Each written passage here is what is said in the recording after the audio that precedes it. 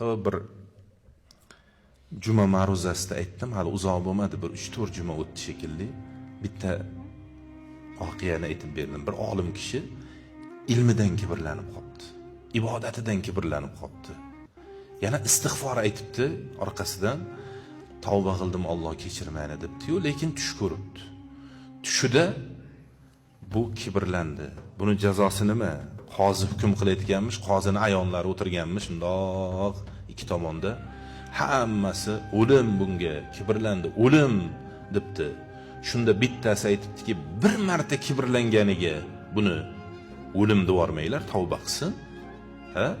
Va mana shuni yuvsin amali. Nima qilib yuvadi desa, shu shaharni kezib eng bir jirkanch, pastkash degan bir insonni borib, qo'lini o'psin. Ana shu kibrini yuvadi shu. degan ekan. Uyg'onib ketsa tushi. Bu tush menga bu bir bashorat bo'ldi qanaqadir. Shuni qiling shu ishni deb, ertasi kuni aylanib yurib shaharni bir qarasa axlatxonani oldida hamma yog'i kir, to'rvasini ushlab olgan bir soch soqoli o'sgan bir g'arib inson o'tirgan ekan. Shuni borib qo'lini o'pay, eng pastkashi shu bo'lsa kerak deb borib assalomu alaykum deb qo'lini olib o'pmoqchi bo'lganda yuziga bir tarsak tushiribdi. Ey nodon, sen o'zingni qo'lingni o'p. Seni kecha o'limdan olib qolgan men edim. Sen kimni qo'lini o'pmoqchi bo'lyapsan? Avliyo Alloh ekan, Allohning avliyo bandasi ekan u. Eng pastkash o'zingsan, o'zing qo'lingni o'pib qo'y, ana shunda bo'ladi degan ekan. Shuning uchun azizlar, biz o'zimizni juda ko'p baho berib yuboramiz ba'zan. Ammo bizdan ko'zimizga g'arib ko'ringan bandalar balki qiyomatda yuqori rutbalarda o'tirishi mumkin.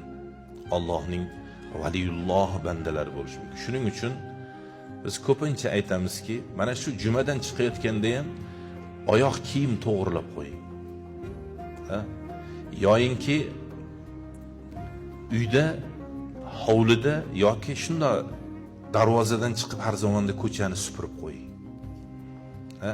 Yoki o'zingizni paypog'ingizni o'zingiz bir yuvib qo'ying. Mana kibrni sindiradigan narsalarda bu. Rasululloh sallallohu alayhi vasallam o'zlarining kiyimlarini o'zlari tikardilar. Ayollari bor edi, bo'lmasa shunda otib olib, mana tikib qo'y desalar bo'lar, lekin o'zlari yamardilar kiyimlarini. Nega? Rasululloh bo'lsalarda, eng bashariyatning buyugi bo'lsalarda, Rasulullohdan bashariyatda, inson zotida Rasululloh sallallohu alayhi vasallamdan o'tadigani yo'q. Qiyomatga qadar ham kelmaydi. Lekin yamardilar. Mana shu narsalar insonni, demak azizlar, kibrini sindiradi.